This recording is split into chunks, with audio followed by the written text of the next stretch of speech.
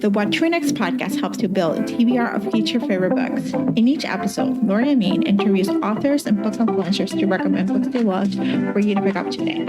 If you're an avid reader, always looking for your next great read, then the show. Hi, Laura. Welcome to What to Read Next podcast. Hi, thank you so much for having me.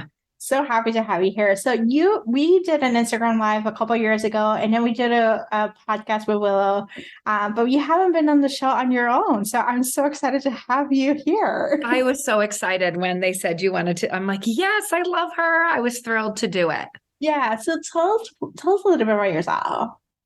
I'm a wife and a mother. My husband and I are about to celebrate our 30th wedding anniversary next month, which ages me quite a bit, but it's okay. We've been, married 30 years, so that's exciting. And I have two amazing kids that are, adulting now and doing great things. And I was a teacher for, I think we had talked about that last time, for 17 years and an avid reader, and just started writing and then kind of took that leap to write full time. And it has so far, exceeded my expectations. I didn't know how it would be, but it turned into, a really fun new career for me, and I'm loving it.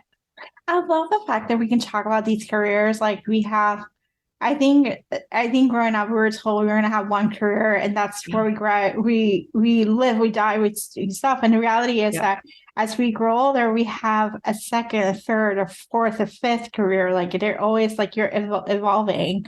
And so It's taking leaps and trusting the process, trusting what comes, and allowing yourself to try something different and be like amazed by the process, Totally. It's so true. And if you had asked me even, I guess how long ago since I was in college, people ask me all the time, did you always want to be a writer? I never even knew it was possible. Mm-hmm. So you're right. Like the way I thought I would always, and I'm lucky because I've had two careers that I really loved. I loved teaching while I did it. Mm-hmm. I always kind of had this feeling like there was something else. I can't explain it, but I knew, but it wasn't because I wasn't happy with what I was doing. It was the right profession for me at that time when I was raising my kids. It just worked. I don't think I could have done what I'm doing now because this is, a lot more hours, time consuming, like it is different. So I think different phases of your life, this has been a great experience for this time in my life to find something that I'm super passionate about. And to take that, risk and try it. But you're right. You just never know what you can do or what the plan is. So I think staying open to everything and believing that you can do things. You don't have to be a literature major or, I was not an English standout by any means. No one ever said you should write a book. I think I always had a pretty good imagination, for daydreaming and thinking of things. So I think that's very true. We're always evolving and changing. Yeah. So you're right now well known for your small town romances. That's where we are known for you for, but you have other romances. So if someone's new to getting started to your backlist, what kind of books, what kind of series do you want them to recommend for them to start with your backlist? Yeah. So, when the first series, I did do a traditionally published 2 books early on, and those are written in third person. So they definitely are a little bit different vibe as far as, I'm always hesitant for someone to start there because the rest of the books I've written they're in first point of view. So I would start with, the More Jade, the Love You More series was like a college trilogy. Mm-hmm. And then the Montgomery brothers were kind of a contemporary billionaire brothers series, which were really fun. And then I kind of found my small town groove with Willow Springs. Mm-hmm. And continued with Honey Mountain and now Cottonwood Cove. So for me, I usually tell people Willow Springs or Honey Mountain to start with. But then I have friends that are like, why not? A lot of people like the Montgomery brothers. So it's, I'm so critical of my own. I'm always like, oh, those weren't good back. I would say that about everything. I'm always like, oh, I don't know. But so if you like small town, I would start with Willow Springs. The other thing with Willow Springs is that, you live and learn as you're writing, right? Like when I started that, the first book in that series is they're in high school. So it's a YA. It was just this kind of burning story in my head that I wanted to write. But in hindsight, a lot of people don't love YA, or the ones that do want to stay in YA, and then it moves over. So I tell people but I have had a lot of reviews and people tell me that they don't normally read YA and they loved that series. Mm-hmm. So, you could start there. Otherwise, Honey Mountain is more, they're in their mid-20s. It's contemporary, a little sexier for sure. They've gotten sexier as they've gone because I think I've gotten more comfortable in that place. Mm-hmm. Still not totally comfortable, but getting better at it. And so they definitely get steamier with each series. So it depends kind of what you like. Yeah, I would say I love Montgomery Brothers. I remember like reading them because they were reading them as they were coming up, and I was like binging. I was like, I need the new book now. I need the other brother. I loved them. They were such fun brothers, and I loved writing that series. Mm-hmm. And there's a little bit of steam in that one. It's not super steamy, but there's some in there, and it's fun because it's, billionaire romance is fun to write because, they go on trips and there's helicopters and I love writing a billionaire who is also somewhat down to earth. You know what I mean? He doesn't flash. You see those fun perks, but he's also a regular guy, so that was a fun series. So it kind of depends if you're wanting that more contemporary or small town, where to start. Yep, I love this. All right, so let's chat about Into the Tide, and this is starting a new series. So what can we expect from this new series? So Into the Tide is my first interconnected series. The Reynolds are the cousins of the Thomas girls in Honey Mountain, which I've learned it's a lot of keeping track because you've got to bring them back in, remember who's having babies, how old they, as time's moving. So the Thomas girls will make an appearance in each book. At some point, usually like, book one, this one, Into the Tide, you get to see some fun things with Dylan and Wolf. So a lot of the feedback, people have really loved seeing that. And I have sticky notes everywhere telling myself, like, don't forget to bring them in because you get in this world and you kind of forget, like, you got to bring them into something. But this one it's Cottonwood Cove. It's kind of a fictional town. Kind of like Big Sur is how I saw it, off, not far from San Francisco. So still like Honey Mountain was kind of loosely based on Lake Tahoe. And this one is loosely based on kind of Big Sur, California, which are two of my favorite places that I've been. So on this one, you're on the coast. So they live on a cove and it's 5 siblings again, 3 brothers, 2 sisters this time. And they each will get their own book. Great family dynamics, lots of fun. Like a lot of people have commented in the reviews about the hilarious family text chain. And I have 5 siblings and we are on an endless text chain. And so I think the text part is so fun for me because there are times I wake up and look, I'm like, what is happening? There's so many and they're random, so it's that part I love writing the siblings relationship, but then, and Into the Tide, it's a brother's best friend. She's home for the summer, virgin heroine. And she kind of has this to-do like list of things she wants. She feels like she hasn't really lived. She's been so focused on, and I think that is a common thing that happens, like where you're so driven. She's, was a runner in college and won nationals and a straight A student and trying so hard to prove her worth in a sense because she had a really rough childhood. And so she comes back for this summer before she's going to move back to Chicago for this job she's been offered.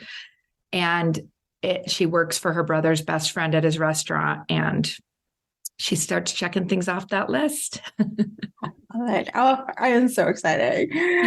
This is like, I'm excited to see the Honey Mountain, characters, into the series, but I know it's probably like just keeping everything track is probably I'm like, wait, who's pregnant? Yeah, because you have a lot of things happening, but it's so fun. Like I felt like I knew those characters so well by the Yeah. end because you're kind of in a world, like for me, I stay in that series for about a year. Mhm. And so by book 5, when I wrote Dylan's book, I felt like part of that family. Like I knew Yeah. what they, when you're texting, you know exactly what each one's going to say because you know their personality so well. So it's fun bringing them back in.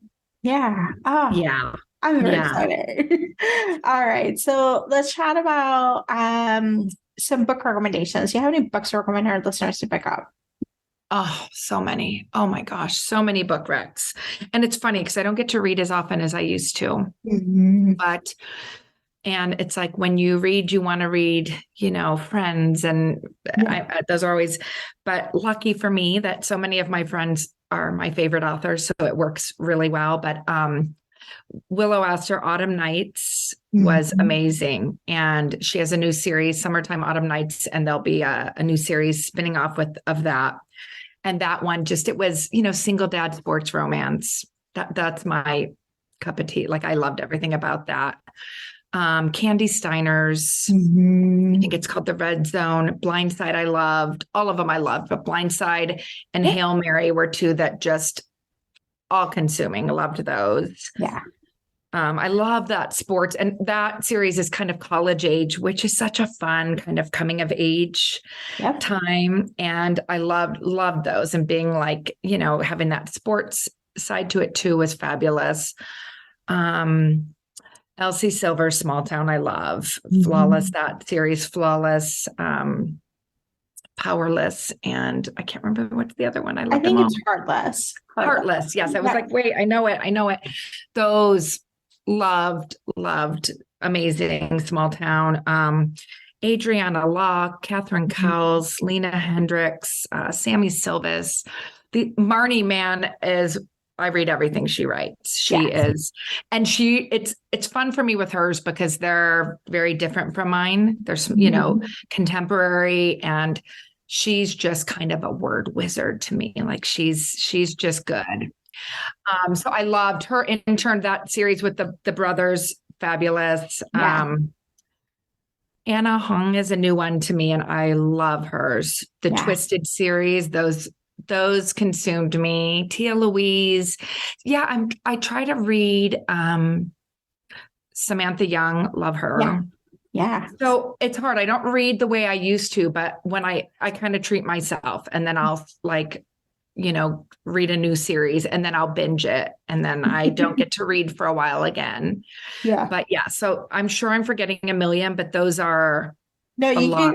you gave us so many amazing recommendations, and I agree with many of them. And some other ones, I'm like, oh my gosh, I need to add this to my TBR. Yeah, Like there's I need to so bump it many. up. Hail Mary, I just finished that one. It was deliciously so good. Wasn't that good? I loved that one. So good. Her heroines are so fierce and Yeah. off. Like I loved that one. And that one, had she's great because she gives you that they're sexy and swoony, but there's all that angst and Oh, emotion. And she sucked me in right from the beginning with that history. And yeah, it was yeah. brilliant. It's so good. So, thank you for the recommendations, and thank you Yeah, for starting a new series. of course. I'm honored. I love it. I'm excited. So, Laura, tell us where you can find you online. Okay, so I'm pretty much over Instagram, Facebook. I have a Facebook group called Pavlov's Readers. We would love to have you. We talk book boyfriends, and lots of authors pop in there, lots of giveaways. Instagram, I think I'm Laura Pavlov author. I'm on TikTok now, which is shocking to say, but here I am, TikToking away. I think everywhere I'm Laura Pavlov author or Laura Pavlov. Goodreads. I have a website which just got redone recently, and she did such a good job. It's laurapavlov.com, and I have signed paperbacks on there and a little shop. So, did I forget anything? Amazon, Goodreads, BookBub, all the usuals. Yep. Thank you, Laura, for being on the show. Oh, I'm honored. It was so good to see you. I hope I get to see you soon. If you enjoyed this podcast, feel free to share with friends, subscribe, rate, and review the show. This is the easiest way to support the podcast. For a list of books mentioned and other romance recommendations, please visit whattoreadnextblog.com. Did you know you can purchase audiobooks directly from your favorite local bookstore? With Libro.fm, you can pick up more than 250,000 audiobooks, including bestsellers and recommendations from real booksellers. You'll get the same audiobooks at the same price as the largest audiobook company, you know the name, but you'll be part of a different story, one that supports your local community. If you're new to audiobooks, there's a perfect way to squeeze into more reading into your busy life. Listen with the free Libro.fm app while you do your chores, walk your dog, relax at home. The What to Read Next podcast has a special offer for our listeners. Get 2 audiobooks on Libro.fm for the price of 1 with your first month of membership. Use code What to Read Next. This offer is only valid for new members in Canada and the US. Thank you so much for listening and have a great day.